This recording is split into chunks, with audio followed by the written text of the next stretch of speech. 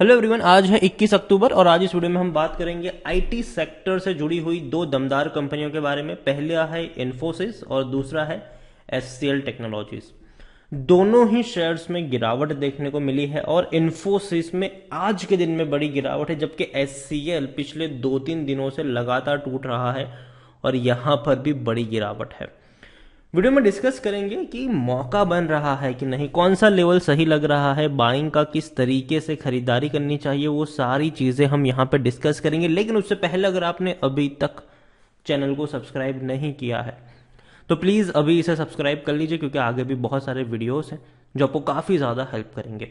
तो इन्फोसिस का शेयर 1755 रुपए के आसपास ट्रेड कर रहा है। पिछले एक महीने में अगर हम देखें तो पिछले एक महीने में इन्फोसिस के शेयर में तकरीबन 2.5% का ग्रोथ है। देखिए, एक चीज समझिए आप, तेजी आती है तो हल्की सी प्रॉफिट बुकिंग भी आएगी। आप देखिए 1760 पे शेयर था, टूट कर 1665 तक पहुंचा, 100 रुपए तक टूट गया ये। वहां से दोबारा इसने रफ्तार पकड़ी, 1821 रुपए तक पहुंच गया ये। लेकिन अब दोबारा वहां से ये टूट गया है, तकरीबन 90 रुपए, 80-90 रुपए की गिरावट आई है यहां से। और देखो, एक चीज मैं हमेशा कहता हूं कि विप्रो में गिरावट आई तो ये मैं सोचे कि 100 रुपए टूटेगा तब मैं खरीदूंगा। विप्रो में 30-40 रुपए की अगर गिरावट है, खरीद लो। जबकि इन्फोसिस और एचसीएल में अगर आपको 80 से 90 रुपए की गिरावट मिलती है तो वहां पर खरीदने के मौके ऑटोमेटिकली बन जाते हैं। पिछले एक साल में अगर देखा जाए तो पिछले एक साल में इन्फोसिस के शेयर्स में तकरीबन 53% का ग्रोथ है। 1000 रुपए का शेयर 1800 रुपए तक मूव करता हुआ हमने देखा। बढ़िया यहां पर तेजी है। और देखिए, बड़ी रफ्तार के बाद ये टूटता है, थोड़ा बहुत करेक्ट होता है, फिर तेजी आती है, फिर करेक्ट होता है, फिर तेजी आती है, फिर करेक्ट होता है, फिर तेजी आई, थोड़ा बहुत करेक्ट होगा यहां से, लेकिन दोबारा तैयार होगा और बड़ी रफ्तार के लिए। इन्फोसिस लार्ज कैप शेयर है, तकरीबन 7,55,000 करोड़ से भी ज्यादा का इसका मार्केट कैप है। वॉल्यूम ट्रेड देखे तो 87 लाख से भी ज्यादा का है। अच्छी क्वांटिटी में शेयर ट्रेड भी हो रहे हैं। अच्छी खासी होल्डिंग प्रमोटर के पास है। एफआईएल्स म्यूचुअल फंड इंश्योरेंस कंपनी बड़ी क्वांटिटी लेकर यहां पर बैठे हुए हैं। डिविडेंड के मामले में भी बढ़िया शेयर है ये। दूसरी बार इन्होंने ये डिविडेंड पे किया है इस साल का। आप देखेंगे तो 26 अक्टूबर से पहले, मतलब अभी भी आपके पास वक्त है, 26 अक्टूबर से पहले जिन जिन के पास इन्फोसिस के शेयर होंगे उन सबको पर शेयर 15 रुपए का डिविडेंड मिलेगा। इस साल इन्होंने इनका ये दूसरी बार डिविडेंड है। इससे पहले भी इन्होंने डिविडेंड पे किया हुआ है। इन्फोसिस के बारे में अगर हम देखें तो इन्फोसिस को लेकर 15% लोग ही है जो बेचने की बात कर रहे, वरना सभी लोग कहते हैं भैया खरीदो, जब भी टूटे खरीदो। और जो बड़े बड़े ब्रोकरेज फर्म है उनके टारगेट 2000 रुपए के ऊपर ही नजर आए हैं, चाहे वो आईसीआई से डायरेक्ट हो, यस सिक्योरिटीज हो, चाहे वो प्रभुदास लीलाधर हो, इवन एमकी ग्लोबल और मोतीलाल ओसवाल के भी टारगेट तकरीबन 2000 रुपए के आसपास ही नजर आए हैं। तो अच्छा टारगेट नजर आ रहा है बड़े ब्रोकरेज फर्म के द्वारा। रेवेन्यू भी शानदार है, इंक्रीज हो रहे हैं। और अब तो भैया ऑफिसेज भी इनके खुल चुके हैं, फुल कैपेसिटी में कंपनी कामकाज भी कर रही है। प्रॉफिट्स भी अगर देखें तो काफी अच्छे प्रॉफिट्स है, 20,000 करोड़ के आसपास के इनके प्रॉफिट नजर आए हैं, जो बहुत ही शानदार है। और कंपनी बड़े पैमाने पर हायरिंग्स भी कर रही है, काफी लोगों को भैया नौकरियां दे रही है, जॉब दे रही है। तो बहुत बड़ी चीज है इनके लिए भी। इन्फोसिस अगर देखा जाए तो अभी भी 89% एनालिस्ट कहते हैं खरीदो खरीदो खरीदो। 39 का इसका पी रेशियो है, जबकि सेक्टर पे भी 39 के आसपास ही है। अच्छा डिविडेंड पे करता है, अच्छा रिटर्न लॉन्ग टर्म में बनाकर दिया है। खरीदने का अभी भी सही मौका है और शेयर ओवरबॉट जोन में भी नहीं है। और दूसरी बात, कोई भी रेड फ्लैग नजर नहीं आ रहे हैं। इन्फोसिस की खूबसूरती यह है कि डिविडेंड की मैं बात करूं तो जैसे कि मैंने कहा कि 2 बार इन्होंने डिविडेंड पे किया। पहले 15 रुपए का मई महीने में किया था और अब दोबारा 15 रुपए का डिविडेंड पे करेंगे, मतलब 30 रुपए का सालाना डिविडेंड पे कर रहा है। इतना ही नहीं, बोनस भी अगर देखो तो भैया बेहतरीन है।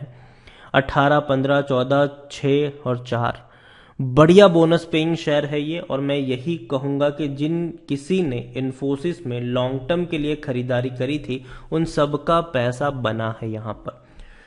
तेजी और गिरावट देखो, हल्का फुल्का करेक्शन आएगा, ऐसा नहीं कि नहीं आएगा, हल्का फुल्का करेक्शन आएगा, लेकिन जितना करेक्शन आएगा उससे ज्यादा का बाउंस बैक देखने को मिलेगा। हर 100 रुपए की गिरावट में कहूंगा इन्फोसिस में खरीदारी करने के मौके हैं। और कम से कम 3-4 साल का लक्ष्य तो यहाँ पर होना ही चाहिए।